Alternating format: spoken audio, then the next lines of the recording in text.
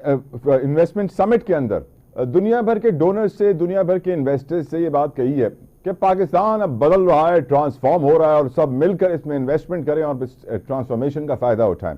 क्या वाकई मुल्क की मईशत में इतनी बेहतरी आ गई है? जिस तरह हम स्टॉक मार्केट में देख रहे हैं कि इंडेक्स 90-91 हज़ार पे जा रहा है, महंगाई की शरह कम तो हो रही है, लेकिन बिजली के बिल लोगों के कम नहीं हो रहे हैं। ग्राउंड रियलिटी क्या है, मईशत को समझने के लिए गुफ्तगू करेंगे। हमारे साथ मौजूद है नासिर शाह बुखारी साहब, किसी तारुफ के मोहताज नहीं है, चेयरमैन KASB ग्रुप। बहुत बहुत शुक्रिया बुखारी साहब आपके कीमती वक्त के लिए। शाह साहब, what is the situation of our economy right now? क्या आप समझते हैं कि हमारी मईशत राइट ट्रैक पे है? जिस तरह वजीर आजम ने कहा कि हमने ऐसे ऐसे टारगेट्स अचीव कर लिए जो हम कभी सोच भी नहीं सकते थे करने का, क्या आप समझते हैं कि महंगाई कम हो रही है? क्या समरात आवाम को मिल रहे हैं? कर्जों का लेवल भी देखिए। Your views on it Shah साहब।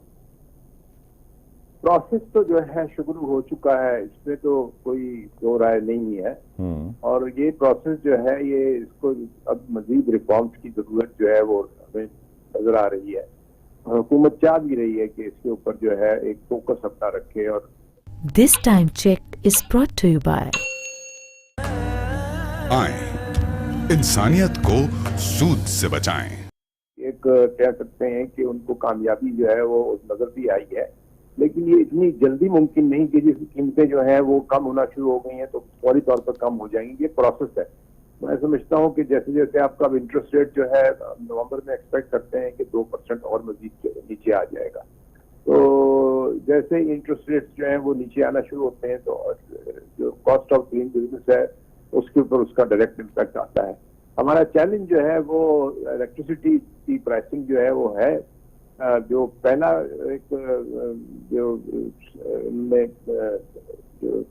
कंपनी थी, एनर्जी कंपनीज, उनके साथ रिडक्शन के एग्रीमेंट्स किए हैं। अब 9 कंपनियां और इस वक्त अंडर नेगोशिएशन है। तो इसका फर्क जो है वो बहुत ज्यादा तो मैं नहीं समझता कि पड़ेगा, लेकिन 4 से 5 रुपए जो है वो कॉस्ट में कमी वाकई हो सकती है।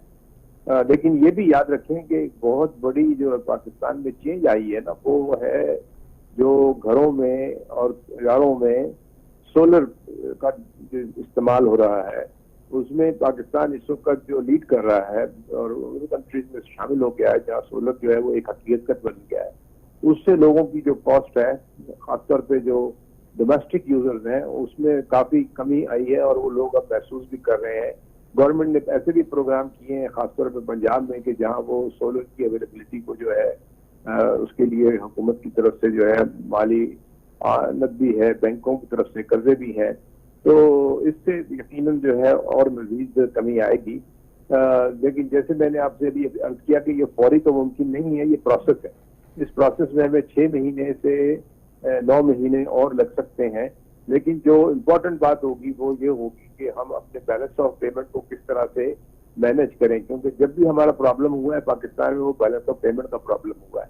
और इस बैलेंस ऑफ पेमेंट के लिए जो खुशहाल बात है वो ये कि पिछले साल का 2 महीने जो है उसमें हमारा बैलेंस ऑफ पेमेंट जो है वो पॉजिटिव रहा है।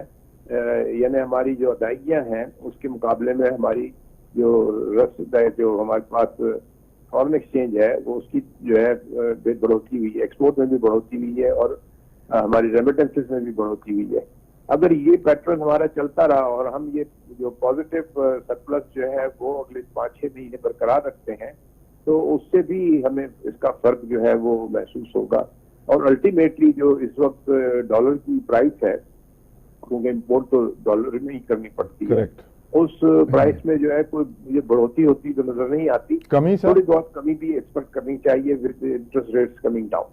सर स्टॉक मार्केट के बारे में क्या बताएंगे सर? आपके पास stock market sir, stock market जो है उसकी तो एक बड़ी बुनियादी बात यह है कि जो आपकी कॉर्पोरेट सेक्टर की अर्निंग्स हैं वो मुस्तकिलन ये दिखा रही हैं कि हमारे यहाँ वो अर्निंग्स जो है वो अगर आप रीजनली भी देखें, मसलन आप इंडिया से कंपेयर करें तब भी हमारे पास जो है अर्निंग्स का जो रिजल्ट है वो करीबन 4% इंडिया से ज्यादा बेहतर है।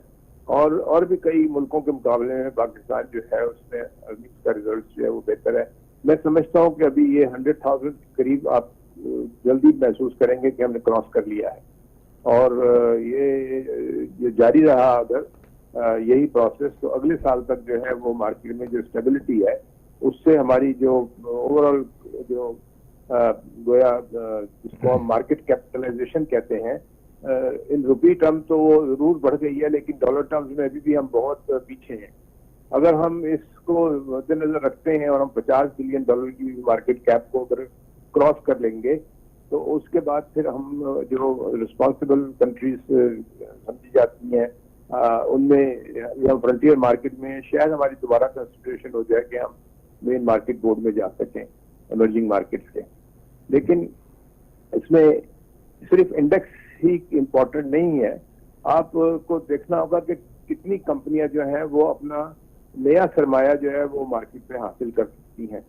तो गुज़िश्ता 6 माह में हमारे पास जो नई कंपनी है लिस्टिंग के लिए आई है उसकी कोई तादाद बहुत ज्यादा नहीं है, लेकिन एक मोमेंटम शुरू हो गया। अब लोग जो है वो नई फंड रेजिंग और खासतौर पे जो डेट में भी जो है जो सकूक की सूरत में काफी एक बढ़ोतरी नजर आ रही है। अभी रिसेंटली हमने देखा था ओवल स्टील का जो इशू हुआ था वो $2.5 बिलियन का उसका रेस करना था, जब उसके मुकाबले में जो है वो 5 टाइम्स उसकी ओवर सब्सक्रिप्शन हुई है। तो इसकी वजह से ये नजर आता है कि लोग डेट में भी अब इंटरेस्टेड हैं, सिवाय इक्विटी के ही नहीं बल्कि डेट में भी लोग जो है वो इन्वेस्ट करना चाहते हैं। और मार्केट में ये दोनों